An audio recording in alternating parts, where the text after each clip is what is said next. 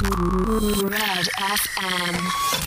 I don't think so. I think that it's playing hurling for Cork is a special thing, and from personally, I enjoy going down training as much as I did back in '96 or '7 or whenever I came onto the Cork panel first, and the desire to play for Cork and the desire to prepare is there, and we've had a tough winter and a tough winter training, and I think that thanks be to God, it's still there. And you're playing Tip now on Sunday week, and Cork haven't beaten Tip since the 2006 Munster Championship. Will that have any effect on Sunday's game, do you think? It's hard to say it. I know that Tipperary have beaten us on the last number of occasions. Obviously, as a player, you want to win, and you're disappointed when that doesn't happen. Will it have any influence on the game when it gets to half-past 3, or do guys have the capacity to carry that in their heads with them onto the field? I know from a personal point of view, what happened in the last 3 years will be very far from my mind come half-past 3 on Sunday week. And Cork, I suppose, overall had a good league campaign. Will that give you encouragement going in? I think the league was important. It was important, from in terms of the journey, and we've had some good victories in the league over the likes of Tip and Kilkenny, and drew a game below Waterford when maybe you would have said with 10 minutes to go that you would have backed Waterford to win. I think it's all important as part of the progression. Obviously, we were disappointed to lose the Galway final, probably especially disappointed with the second half performance. But sometimes when you're defeated like that, it causes you to reevaluate the situation, and maybe to evaluate the situation in a way that's different than if you were winning all the time. And have you been impressed by the players that have come in this year and kind of staked a claim for a starting spot?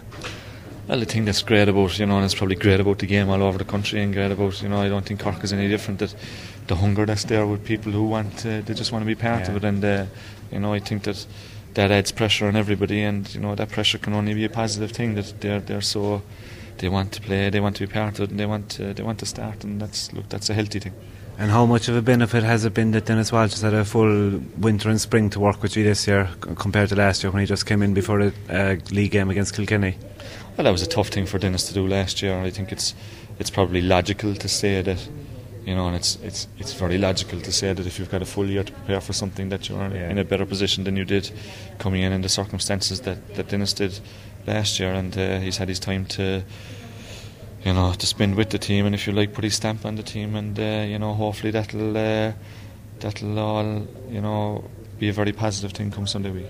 And just as your own role personally, are you kind of seen as one of the elders of the panel now, giving advice to the younger players coming on, or has your role changed any bit?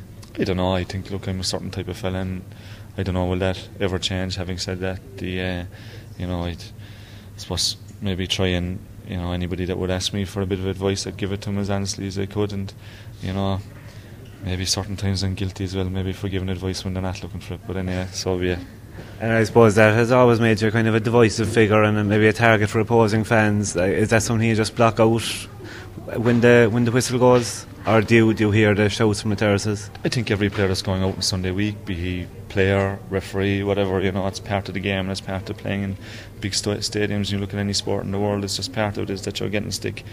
For me personally, maybe I'm just lucky it doesn't, and I've said that on a number of occasions, and I think the way I've reacted to those situations has probably been proof of it, to myself more than anything, that I've been lucky. That just doesn't register because it doesn't make much sense to me. So and Sunday will be your first championship game wearing a helmet. Have you found it any bit different during the league, or is it something you've adapted to? It is different, there'd be small things would happen from it, and even the fact that I only realised a number of weeks ago that I need to bring a spare one of these things, because and that comes from not being used to it. You'd always have spare hurleys, you have spare grips or spare boots or whatever, but so maybe that's an example that it is new to us. And it's, having said that, I think that I've accepted it from early days that we weren't going to be able to do anything to change it, so we needed to just get on with it. And every time I've gone training, be it in the ball alley or even pucking around, I've worn the helmet, and you just need to get on with it. Red FM.